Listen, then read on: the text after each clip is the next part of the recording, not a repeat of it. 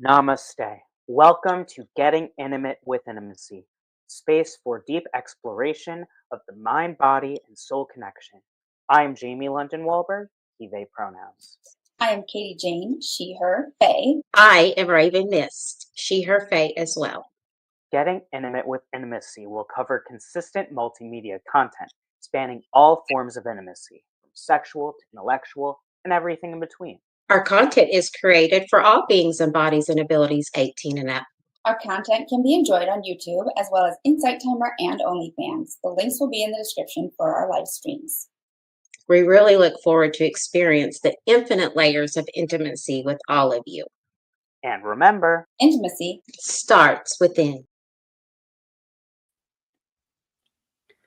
Namaste, everyone, and welcome back to another majestic episode of Getting Intimate with Intimacy. It is episode 32. This is our deep dive, our part 2 to the conversation answering the question, what is generational trauma's impact on intimacy? I am Jamie, he, they pronouns. I'm Katie Jayne, she, her, Faye. Raven Mystic, she, her. And we are here to deep dive. So for those who have not seen the previous episode where we did our introduction to this topic, definitely go back and watch that. But just so that you can enjoy and be invested within this episode, we're going to do a little recap for you. So we had 3 major themes or breakthroughs of the last episode. We talked about generational trauma's impact within how it delved into the impact within perpetuating patterns from past generations, influencing relationships and self-perception. Then we talked about healing of generational trauma. We talked about the awareness of self-love and community support in healing generational trauma, emphasizing that this is a lifelong process, not something that is micro.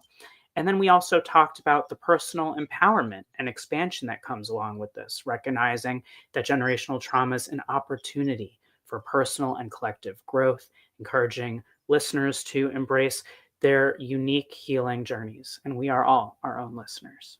So with that said, let us deep dive and see what more has come up. And I wonder, Raven, has more come up for you around this question over the last week? Come up for me? Absolutely. A lot so, especially with not just myself, but with clients too that I deal with on a daily basis, multiple times a day. And it's just like different layers. So absolutely. A lot of trauma, a lot of darkness. There's a lot of suicidal thoughts. And it's just been, we need to wake that up and talk about it. And it's called mirroring and shadow work. We got to get into that inner trauma because it really does affect each and every one of our relationships with everybody. It literally does. And there's layers of it, and resisting it and not wanting to face it and not wanting to do that mirror work. Are we here to complete the cycles? Are we just here to just talk about it instead of being about it? You know, those type of things, right? And how are we really going to dive down deep? And it's okay. It's okay to go through the process and have that resistance, but that's within you. And if you really want to do the inner work, it starts inside, and that's what brings it into the outside too as well. And other people are going through so many different things and so many different layers of trauma that they are having post-traumatic syndrome. I'm dealing with, that so much more with my clients even now more. And it's really a lot in the spiritual community because there's so much spiritual egotism, so much spiritual bypassing, and so much spiritual codependency and things like that. And it's like, a lot of observing for Raven, like always. And I'm just observing it and watching it. And it's just total chaos. And I see it. And I have removed myself from every spiritual community because of it. Because I am not a part of that. And it's very lower vibrational, right? And it's just repeating continuous cycles. And it literally is. Raven's on her most highest timeline. I came here to know thyself and be thyself and be one with myself and the whole and the whole collective, like I know I'm supposed to be. But the other ones, if they do what they do, if they don't, they don't. That's their choice. We all have free will too, as well. No pressure and all this. We got to do this or we got to do that. We don't have to do anything unless we choose to. Those type of things. It's like people are like not understanding that they don't even have choices, or they feel that they're stuck, or there's nowhere to go, or nobody cares, or nobody even takes the time or has that empathy, because people are so disconnected with social engineering and all of these things. And it's like they want to fight or flight. A lot of gossiping, a lot of backstabbing and things like that. Yeah. And because, people don't want to talk about it, or, people need to come together. And this is what I see. I see a lot of people just breaking apart. But that's what it's supposed to do. This is, Pluto. And, what's not in alignment with each and every one of us, Pluto is going to destruct and destroy it.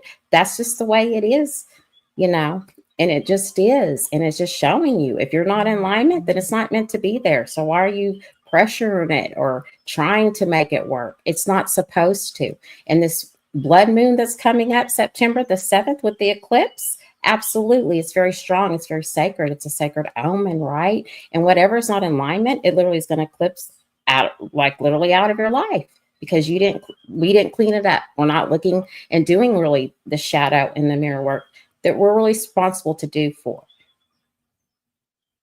That's why. And I'm very passionate about it. I know my voice is, but I'm just really passionate about this. And if we're going to be here on this platform and wake it up, people need to book sessions. The website is available. We're here to do so, right? Exactly. So we need to be open and be here and be present and really wake these conversations up and not just be so passive about it with the energy. And with that, Raven will land. I received the landing. That was me attempting to fit my arms in the frame. Appreciate that, Raven. I'm really hearing from you that what's showing up a lot is the chaos, and embracing the chaos as though we are releasing what's no longer serving us, coming further into alignment and recognizing the choices that we have. And all of this becomes possible when we dive in and heal that generational trauma. And I think it's beautiful that you are landing in your authentic self. And, whether you feel that you're coming on strong, your perspective and your beingness is respected and appreciated in this space. And really, that anyone who feels out of alignment with anyone's voice is just about reflection into their own alignment, my perspective. And the reality is that everyone has their own voice, their own frequency that is divinely perfect for where they need to be. And if you're secure within yourself and your own alignment, then it doesn't really matter what other people's voice, and where that comes from. They're just sharing their own perspective and from their own experience. So I value that, and you, and I appreciate that. And Katie, Jayne, I'm excited to hear what your thoughts are about what Raven's shared and anything that's come up for you this week. Oh, yeah. Well, plenty has been coming up and ruminating and processing, because I don't recall if I mentioned or dove into it much in the last episode, but shortly before our last episode, I had the opportunity to travel back home from where I moved away from almost 3 years ago, right? And that brought up plenty of feelings and emotions about lots of different things I expected, things I did not expect.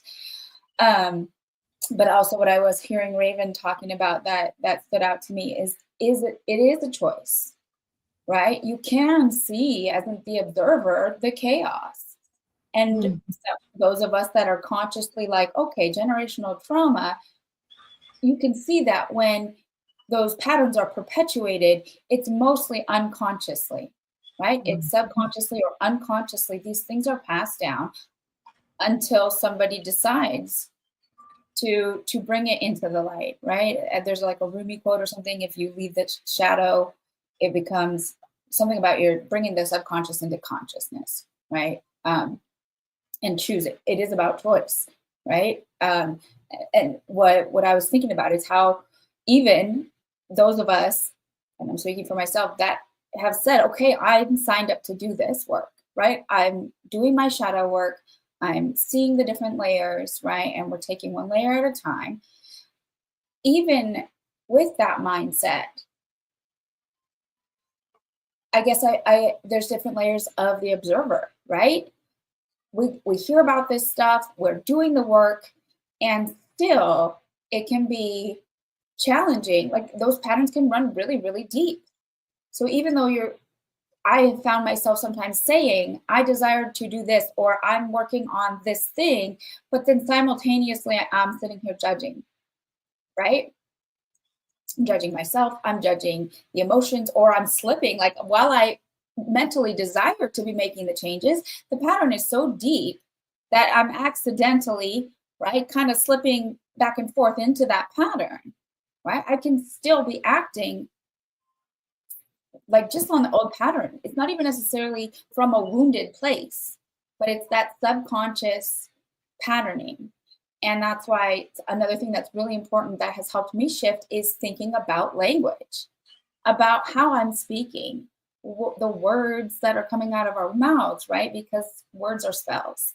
I know Jamie and I have talked a lot about this, right? And being intentional with our language, even talking to yourself is a shift, right? So if you're telling yourself negative things like, wow, I see all these generational trauma patterns and this chaos, I don't know what to do, it's not going to get better, that's, or saying X, Y, and Z is negative, or I am this, and speaking those negative words and patterns about yourself, that's not beneficial. It's going to do the opposite, right? Of tearing yourself down or opening up to like more criticism. Self-criticism is one that I'm really good at, right? And then I start talking, and I now I'm at the point where, because I have consciously worked a fair amount, to be conscious of my language, I can catch myself pretty quickly, right? Even if it comes out, if I say something and then I'm like, that's not really what I meant.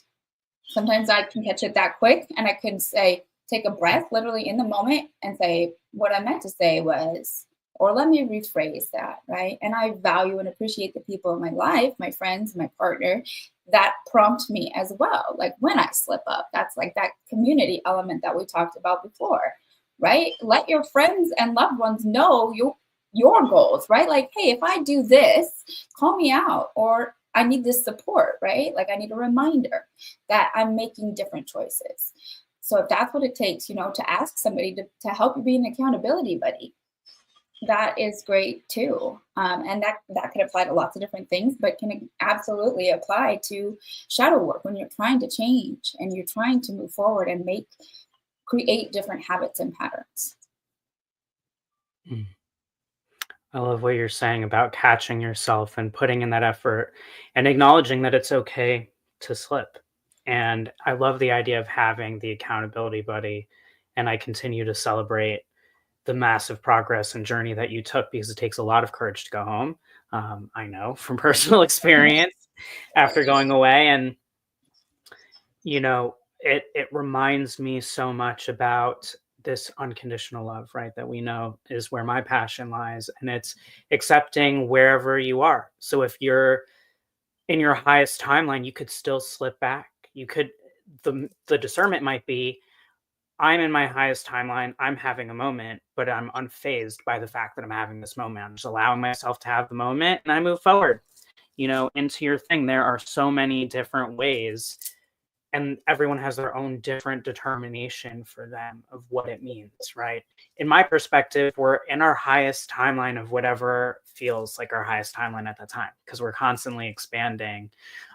The things that have come up for me within generational trauma this past week has really been recognizing the things that I need and desire now through the realization of what those in my family had or had taken or desire, and putting that up against what I actually desire and what it is that I need, and seeing my responses to life as well as my reactions to life in moments um, that propel me to make that change. So a really big example of that is, I think I spoke last week a bunch about having Eastern European Jewish family on both sides, and the Holocaust and all that, and having this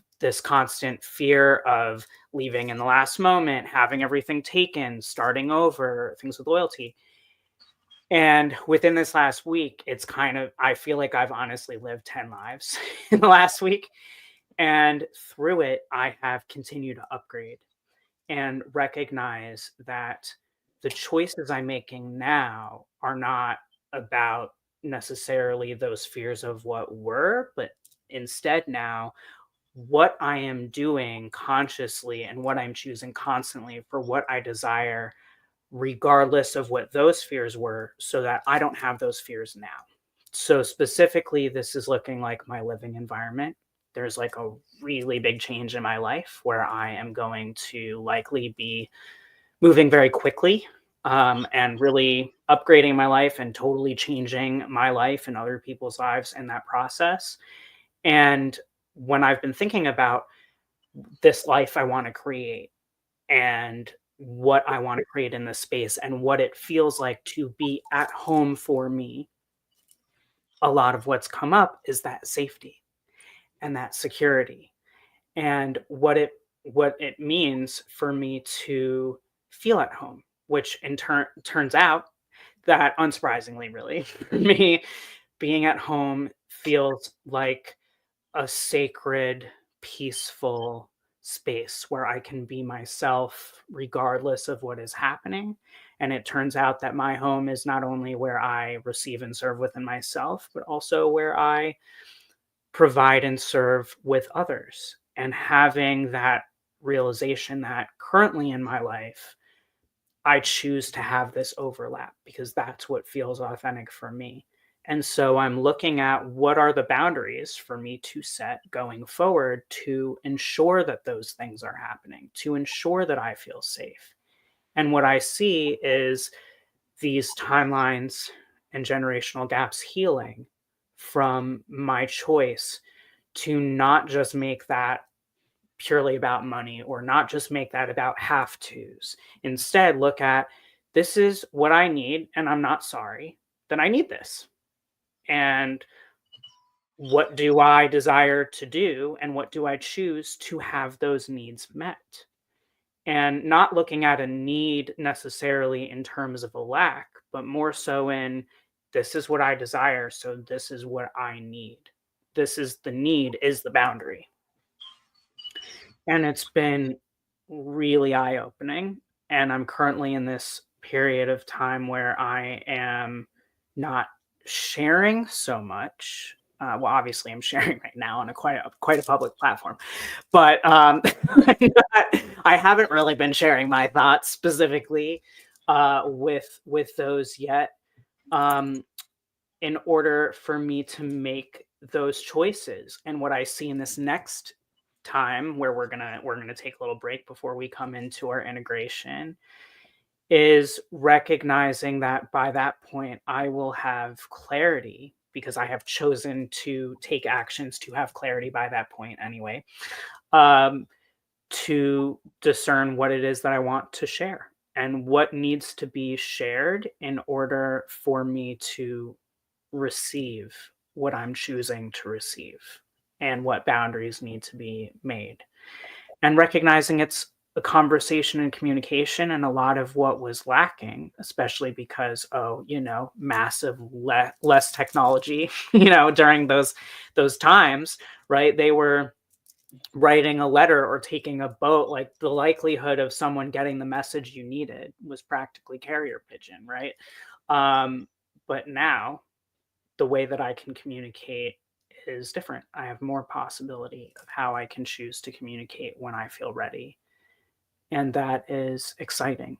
And I feel the healing and the relief happening, even though there's a bunch of chaos, and I even see how much I have released the fact that there's chaos. I'm like, well, that's chaotic. Like, Here we are. that happened. And then I let it go, and I can let it go for an hour. I can let it go forever. It really depends on what it is that I'm choosing to do within the process of healing, and it's all okay.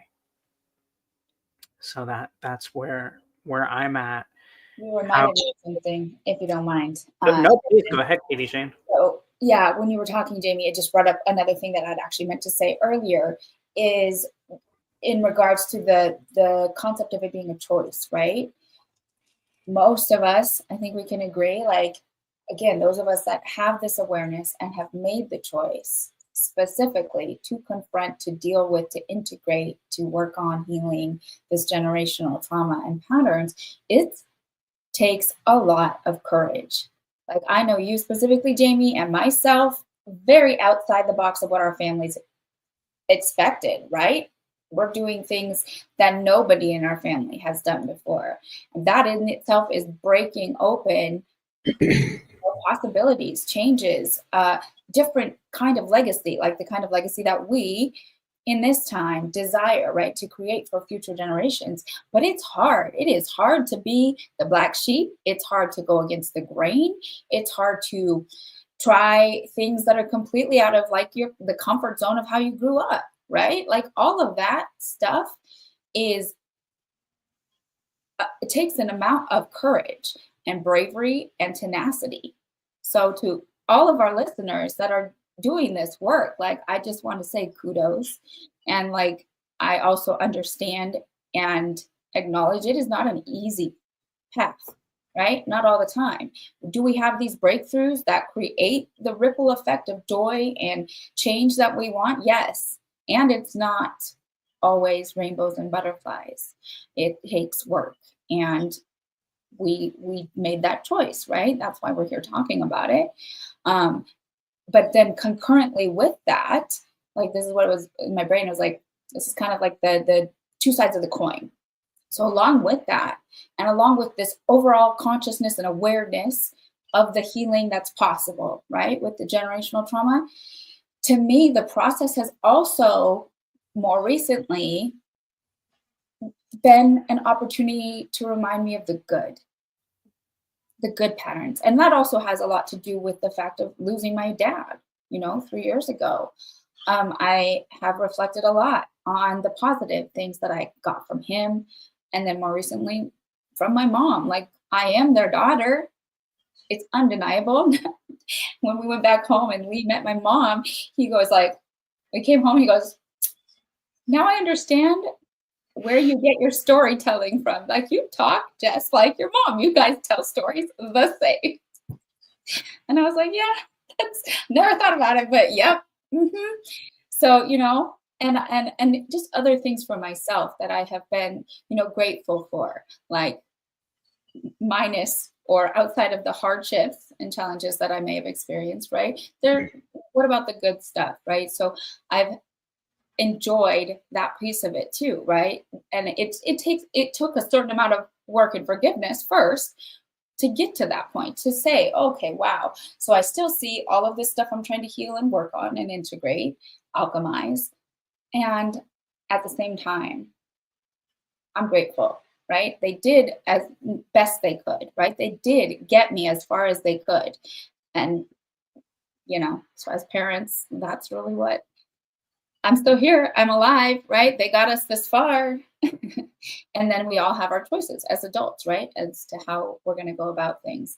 But that was just another thing that came up for me, because last time I remember we talked about the opportunity of generational trauma, to look at it as a growth opportunity, which is absolutely true. And it can get a little exhausting if you're just trying to grow, fix all the time, right? Rather than also looking for these moments of joy and the positives that exist alongside, because duality, like we talked about last time. Oh man, I want to throw a parade. If anybody understands how huge this is, Katie Jayne, wow, what incredible progress. I mean, I don't even feel like you're in the same solar system and compared to where you were when we started this project, and even beyond. It's so inspiring. And the reality is that once we come to the other side of something, it's so easy to be like, these are the choices and these are the changes and this is how easy, and we want to guide them, forgetting almost sometimes what it took for us to get there, right? And there is sort of this really wide spectrum of, okay, what we want you to do is not go through the things that we did. So here is really the easiest way. And the soul is like, but we have this karma checklist. And we're like, yeah, cool. Totally see that karma checklist, definitely signed up for all those things. And also, there's so much more to see here. And I think it's not really about things necessarily being different as much as the way that we perceive how different things are. And what I'm really hearing from you, Katie Jayne, is that going home for you allowed you to reflect and see that it wasn't necessarily that others changed. It was that you changed within yourself and you opened up to these new perspectives. And that was the growth and the opportunity. And that's what I feel is possible for everyone. And something else that was coming to my attention, which is, of course, why we decided to do in part this collaboration now with the three of us, is that we come from not only different backgrounds and lived experiences, but we're at very different points in our journey in our life and maturity as human beings, like age wise in terms of chronological, whatever that means, but in turn that is, life experience, right? And also in terms of like even just the fact that I've lived basically 3 different genders already in this lifetime, and I'm just 36. Who knows what the next one will be? And I think that provides such incredible insight and value because we get to hear each other at different stages, right? Like I listen to Raven and I'm like, yeah, I can't wait to be at this point in my journey where I see all of this. And I don't firmly believe that there is an age where this just suddenly snaps. And I don't believe that there's an age you need to be to get to that point. I do believe that there is experience that is gained, and in a way you have, whatever amount of time, and certainly in this lifetime where you have been here to experience and to navigate these waters. And what I hope that people get from receiving the three of us is that, there is a journey, there is a trajectory, and everyone has their path of what that is. And hopefully everyone who needs to can resonate with each of us in our different points of our path. I wonder how this resonates for you, Raven, being our wisdom body of the body of the three of us. Of the wisdom keeper, of the elder that's already been there, done it, and literally experienced a lot of these things that you both have been bringing up a lot since I've come on this platform, right? Those type of things. Because I've had 40 years of doing all of this with the father of my children. And I have grandchildren, right? And they're going into their teenage years. So absolutely, I'm patient. I don't react as, it's not up to me to react. And if I do, why am I reacting to it? I literally do observe. There's so much. And at this age, absolutely, so many things that doesn't even resonate with me or even bother, or nor do I even give it any a knowledge to it or even energy to it, because it's a waste of time and it's a waste of energy on so many things that is irrelevant, quite honestly. So that's why. And I've been through a lot of traumatic things too in my childhood too. but I'm not going to keep repeating the cycles or bring it up all the time because my trauma doesn't define me. Like I said, I'm one with myself, I'm one with Source and God, and I know who I am. I do know who I am. I'm going to be with myself for the rest of my immortal life here, from wherever I go back to Source after I leave this vessel. But I want to know when I leave, I'm not leaving my karmic imprint here. My karma is turned into dharma. That's what Raven knows as she came here. Since I've been a young child to break these cycles that my family that I sat there and observed with the masculines and the feminine. My choice is to merge both of those and balance those out and bring it back to your center, your heart space. Where's that? Your heart space, and have all these projections and just judging everything about your whole journey. Why? Those type of things. We're pure unconditional love. So we need to be not judging where we're at or what we're doing or why or who or where. That is just so egotistical, and you're not really coming into your heart center and opening your heart chakra and being even on that fifth dimensional. And there's so many other dimensions. Why are we just being here in this three-dimensional thinking?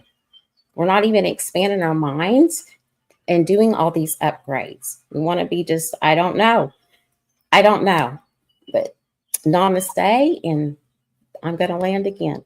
But yes, it's a lot of homework and a lot of inner reflection. It's called inner reflection, pause like the hummingbirds constantly.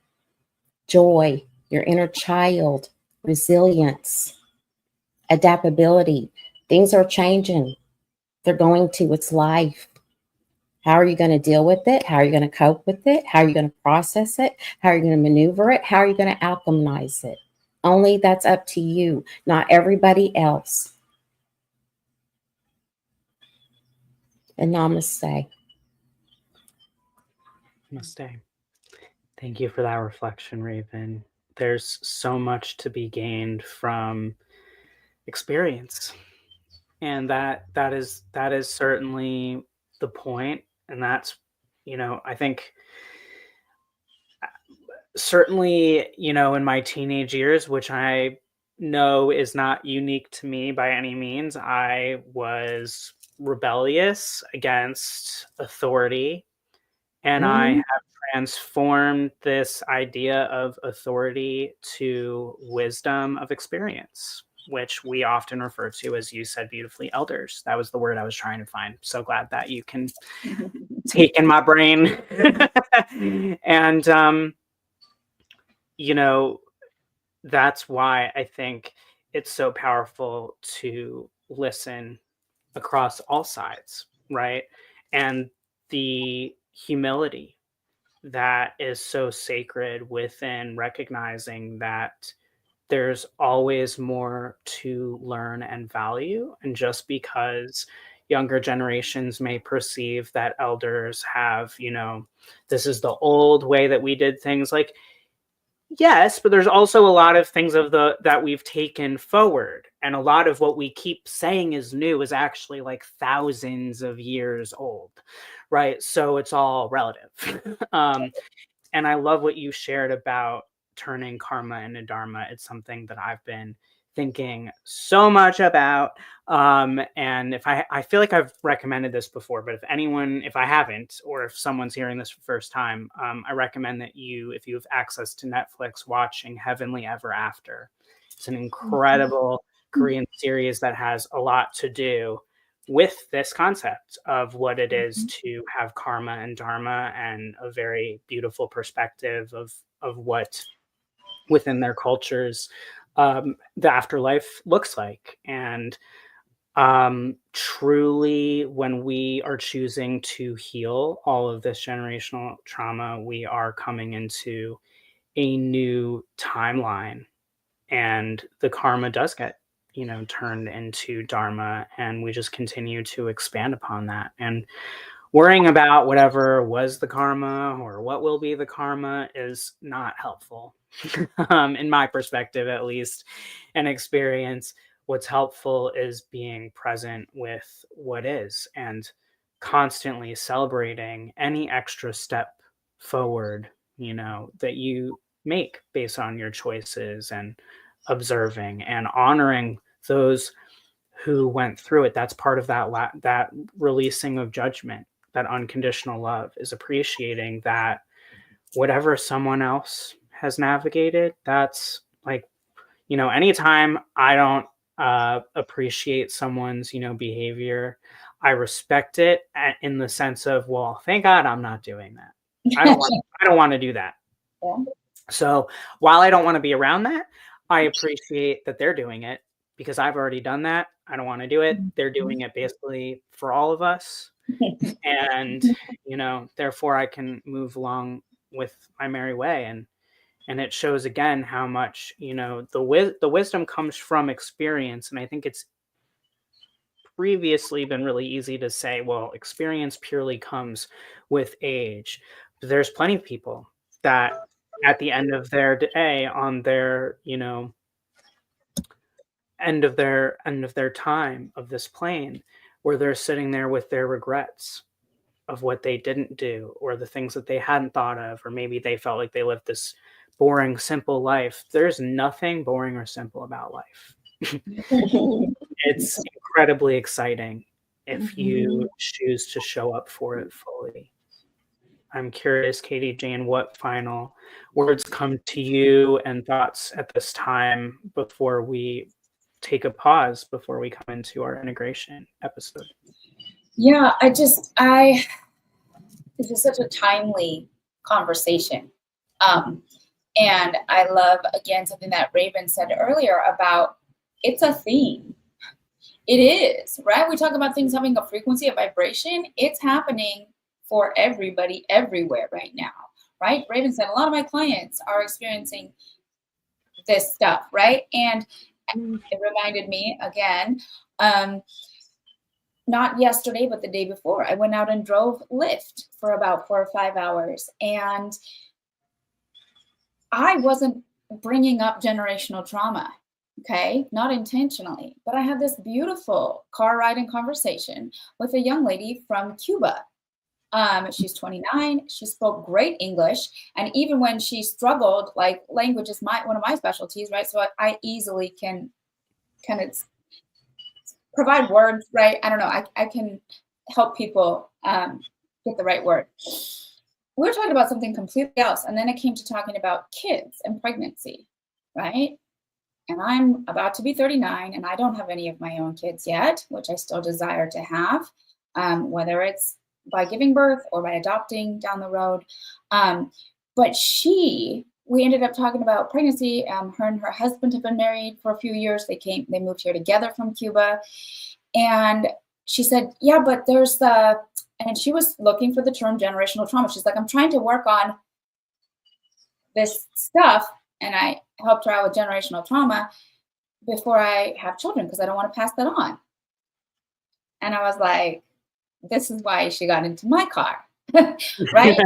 Because the ride was like an hour. We ended up, because of traffic and all the things, the ride was significantly longer than it was supposed to be. Divinely, obviously, right? And I got paid, so I'm not worried about it. But beyond that, it felt really like meaningful. Like, this is somebody from a completely different culture, a completely different country, right?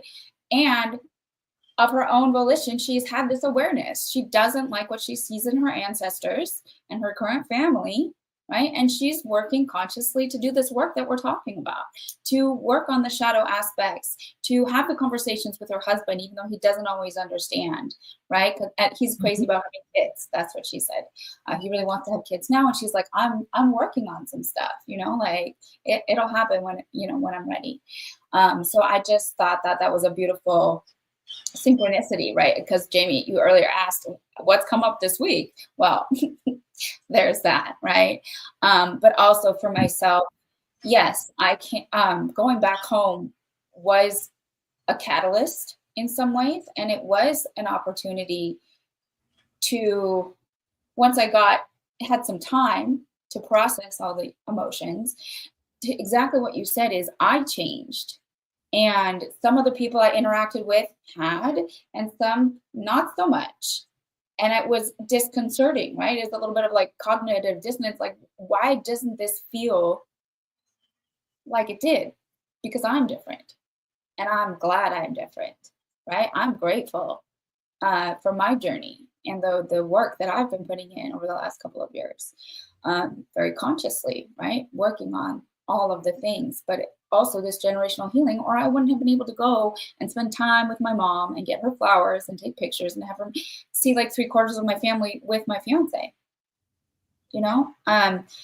So it's definitely, I mean, we keep coming back to the observer role as well, which we covered in past episodes, because it's so pertinent, right? If you want to effectively do this healing work and the shadow work, like the role of the observer is pretty key, because as we've talked about, when all of these feelings are activated, emotions, right, coursing through your body, some of us feel more deeply than others, right? But it can be disconcerting, it can be overwhelming, it can be, I need time to unravel all of this stuff, right? To even be able to communicate, to know for myself, and then to be able to advocate and communicate to others.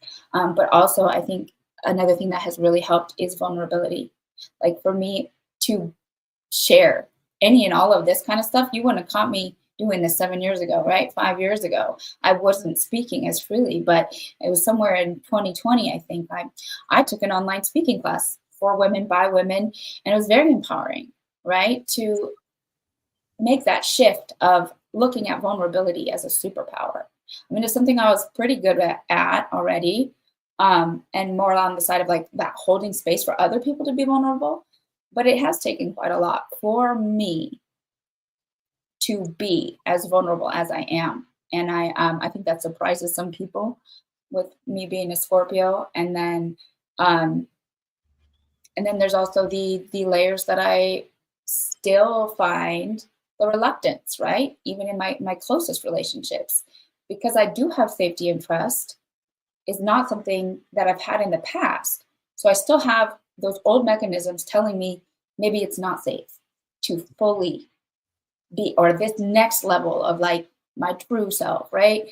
But those are consciously, I'm aware, right? And I'm grateful for that awareness and for the ability through my process of vulnerability to have reached out and to have found community and to be able to get help and support from others, even if it is just somebody listening. That's so valuable. If you have a friend that you can call or text and just, vent or express where you are in the moment, that can also be really, really helpful.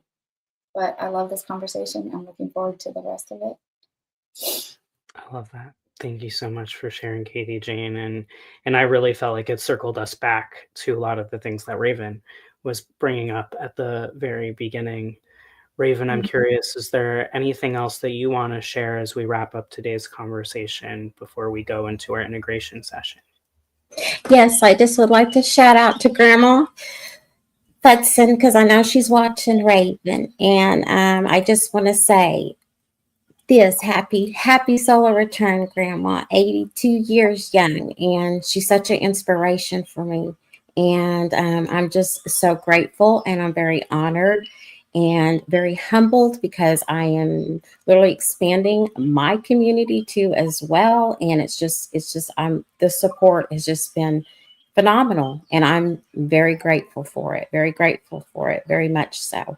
And I'm also excited on the new path and the new journeys and the new collaborations that I'm embarking on too as well. So yes, and with that, everybody, have a wonderful, wonderful Labor Day, and enjoy your weekend and get that R&R, and get set up and ready for this blood full moon eclipse that we're embarking on. Yes, absolutely. And we will be back before the fall equinox, but there will be an incredible new moon in Virgo happening after this full moon with a whole other eclipse. It's going to be a solar eclipse. And then right in the fall equinox. And, it's a lot of what you were saying earlier, Raven, about, things will just eclipse out of your life. Just, I feel like bringing the spiritual scissors. I call them the Reiki scissors. and it's really amazing. I can even just see and I'm celebrating how much we've all shifted and shared within the last week. And I'm so excited to see what happens for us over this little break here. So we will not be back on the 5th, but we will be back on the 12th of September for our integration episode. And you are definitely going to want to be here because we will touch upon any sort of final thoughts of major breakthroughs that we've had and then dive into our integration. We will actually bring each of us different modalities that speak to us in order to help us all to integrate about this generational trauma. And before you know it, we will be back into the swing of things with a new intro for a new question and continuing to get intimate. So it's a beautiful thing. And we look forward to seeing you in our 33rd episode, which is like a very special number to me. I think that's a really beautiful number for us to be going through. And remember, intimacy starts within.